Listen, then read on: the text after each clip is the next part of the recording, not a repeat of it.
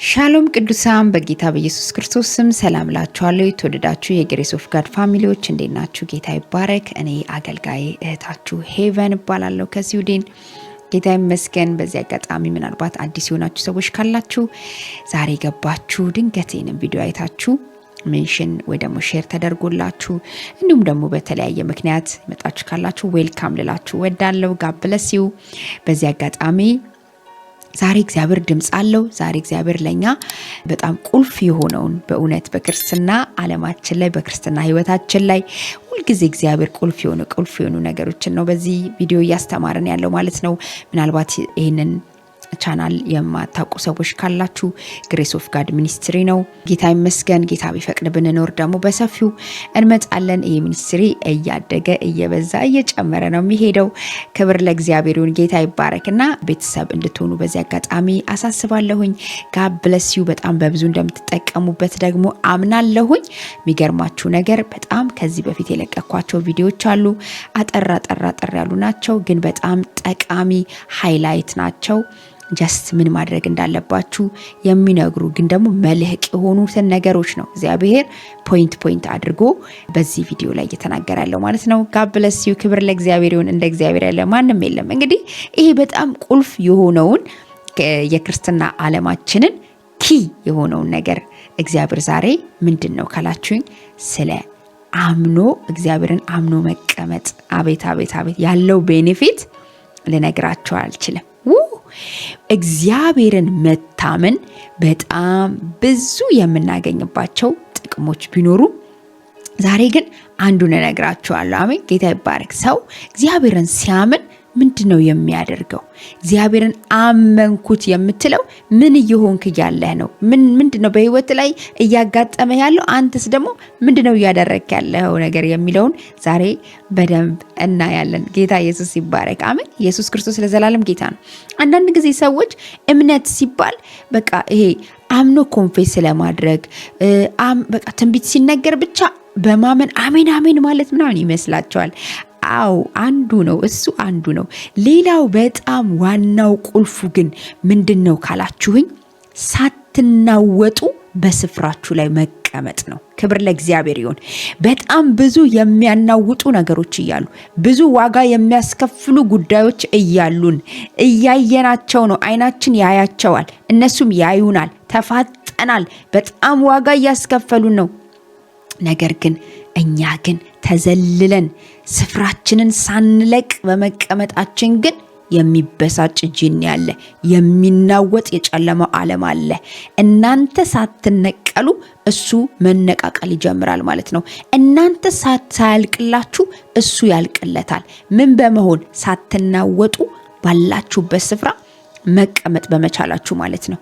እየራበኝ፣ እየታመምኩ፣ እየተቸገርኩኝ፣ ዋጋ እየከፈልኩ፣ ስራ ሳይኖረኝ በጣም ብዙ ድርቅ፣ ችግር፣ ረሃብ፣ ጦርነት ብዙ ነገር እያየው እግዚአብሔር ያስቀመጠ ስፍራ ላይ ሳትናወጥ መቀመጥ ማለት እግዚአብሔርን ማመን ማለት ነው። ሌላ ብዙ ምንም እንትን የለውም። ምክንያቱም የእግዚአብሔር ቃል ሲናገር እንደዚህ ይላል። አስቴር ምዕራፍ 5 ቁጥር 9 ላይ በዚያም ቀን ሃማ ደስ ብሎት በልቡም ተደስቶ ወጣ። ነገር ግን መርዶኪዮስ በንጉሱ በር ያለመነሳትና ያለመናወጥ ተቀምጦ ባየ ጊዜ ሃማ በመርዶኪዮስ ላይ እጅግ ተቆጣ ይላል። በመጀመሪያ ደረጃ በችግራችሁ በማይመቻችሁ ስፍራ ላይ ምንም ነገር በሌላችሁ ነገር ላይ ስታመሰግኑ እግዚአብሔርን ስትጠብቁ ሳትናወጡ ሳታማርሩ ሳታለቅሱ ቁጭ ስትሉ የሚበሳጨው ጂኒ ነው፣ የሚናደደው ሰይጣን ነው። ምክንያቱም የኛን መበሳጨት፣ የኛን ማጉረምረም፣ የኛ መናደድ፣ የኛ ራሳችንን መንጨት፣ ማልቀስ፣ በቃ የማይሆን ነገር ማድረግ ከኛ ፕሬዘንሱን እንደሚያርቅ ያውቃል ጠላት። በጣም ብልጥ ነው ጠላት። ሲጀምር ከእግዚአብሔር ብብት የወጣ ነው፣ ከእግዚአብሔር ጉያ የወጣ ነው። በደንብ ነው የሚያውቀው እግዚአብሔር ምንም የሚያስደስተው እግዚአብሔር ምንድነው የሚጣለው የሚለውን ነገር ከኛ ቀድሞ ጥንቅቅ አድርጎ የሚያቅሰው ስለሆነ የሚያቅ መንፈስ ስለሆነ ወዳጄ ምንድነው የሚያደርገው ስትለኝ አንተ በተናወጥክ ቁጥር ደስታው ለሱ ነው። አንተ ግን ተዘልለ ስትቀመጥ፣ እረፍ ብለህ ግን ስትቀመጥ መጀመሪያ የሚናወጠው እሱ ነው። እንደዚህ ይላል እንግዲህ ደስተኛ የሆነው እኮ ሃማ ነው። አይገርማችሁ? ይሄ ምስኪን እኮ በር ላይ ተቀመጠ ነው፣ ግን ኪዳን ያለበት ሰው። አያችሁ፣ አንዳንዶቹ እኮ የተዘለሉ ይመስላችኋል። በቃ ስራው በሩ ሁሉ ለነሱ የተከፋፈተ፣ አንተ ግን ሲያዩ እዛው ነህ። አንተ ግን ሲል ግን አትበሳጭም፣ ግን እንደነሱ ስትረሳም አይደለም፣ ግን እንደነሱ ደግሞ አታማርርም። ምን አግኝቶ ነው እሱ? ማን አባቱ ስለሆነ ነው እሱ እንደዚህ ግን ብሎ በቃ በስጭት የሚሉ አሉ። ጂን ያለባቸው ሰዎች እንደዛ ናቸው። ምክንያቱም ሰይጣን የሚጠቀመው ሰዎችን ስለሆነ ማለት ነው። እግዚአብሔር ሰውን እንደሚጠቀም ሁሉ ሰይጣንም ሰዎችን ተጠቅሞ ነው እኛን አታክ የሚያደርገን። እና በጣም የሚገርመው ነገር ሃማ ደስተኛ ነው። ምክንያቱም ንጉሱ ቤት የሚገባው ሃማ ነው፣ የሚያሸረግደው ሃማ ነው፣ የሚከፈለው ሃማ ነው። ንጉሱ እንደሱ የሚወደው እኮ የለም ነው የሚለው መጽሐፍ ቅዱስ ሲናገር። በጣም ሃማን ይወደዋል። በሁሉም ላይ ሹሞታል። ሁሉም ነገር አግኝቷል። ከንግስናው በቀር እኮ ሁሉም ነገር የሆነለት ሰው ቢኖር ከአስቴር ቀጥሎ ሃማ ነው። ነገር ግን ሃማ እንደዛ በደስታ ውስጥ ሆኖ ሲወጣ አንድ ነገር ተመለከተ።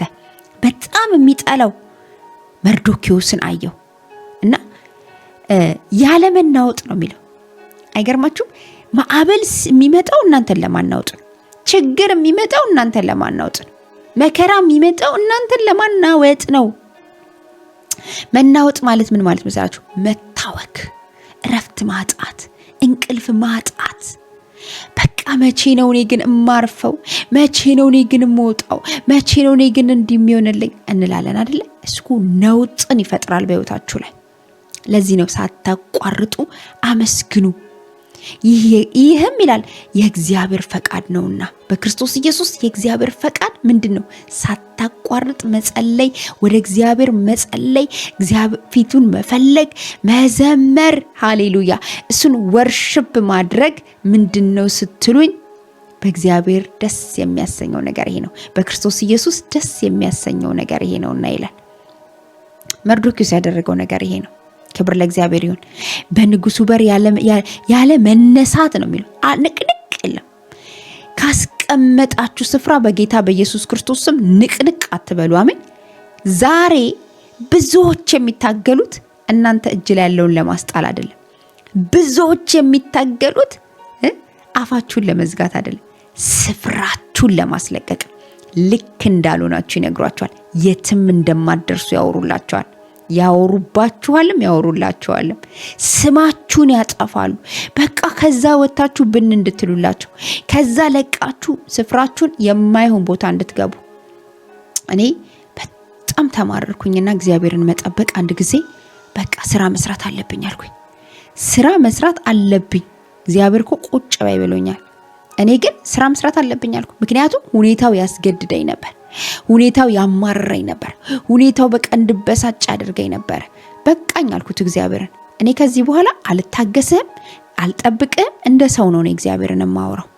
አልጠብቅህም፣ አልታገስህም። አሁን ከዚህ በኋላ ይበቃኛል። ያንቺ ተረጋግተሽ ቁጭ በይ ማለትህ ምንም እየጠቀመኝ ስላልሆነ እኔ አሁን በቃ ብዬ ልክ ስነሳ በእውነት ነው የምላችሁ እግዚአብሔር በድምጽ ነው የመጣው።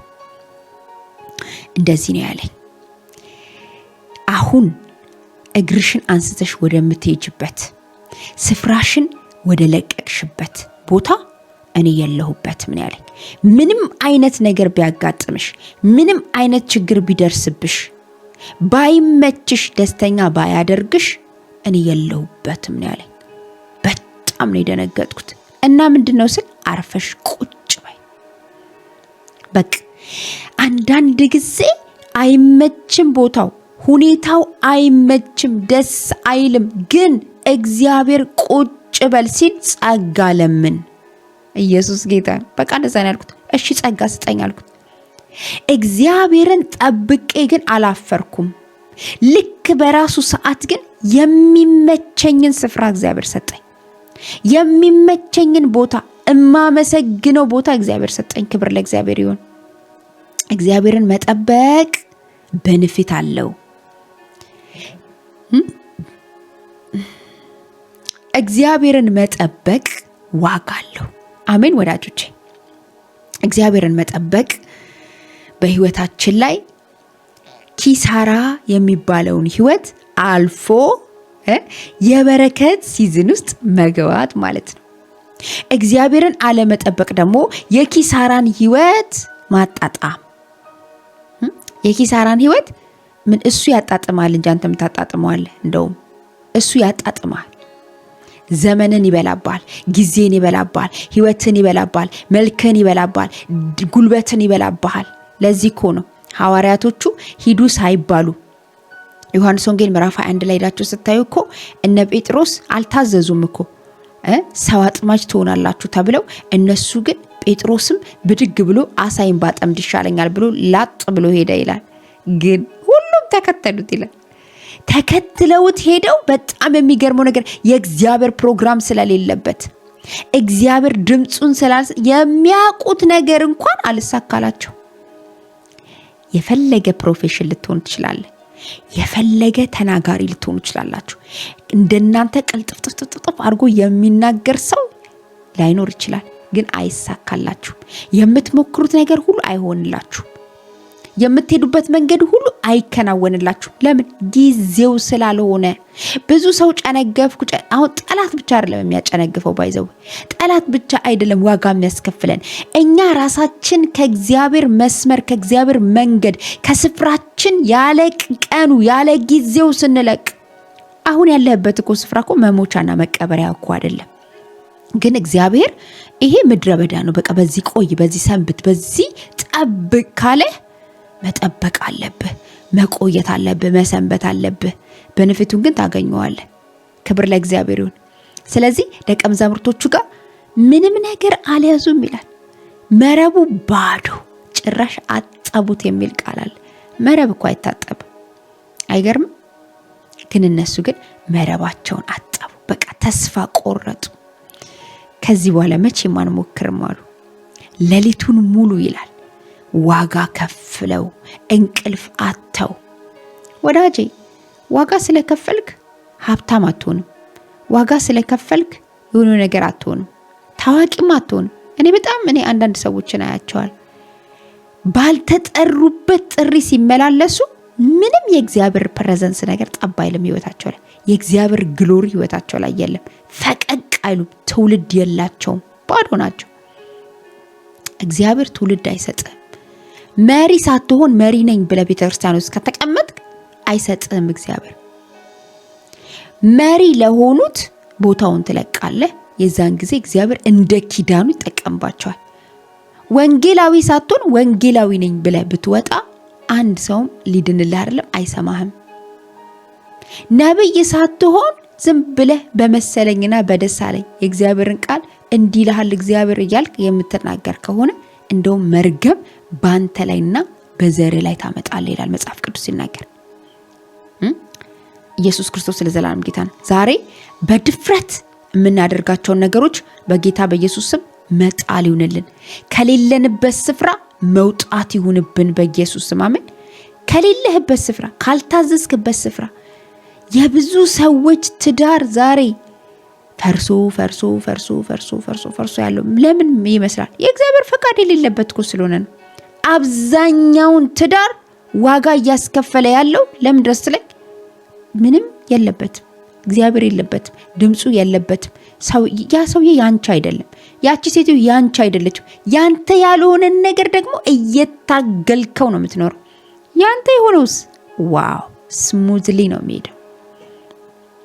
ያንተ የሆነውስ የተፈቀደልህ ሲሆን ልክ ዮሐንስ ወንጌል ምዕራፍ 21 ላይ እንደመጣው ጣሉት አለ።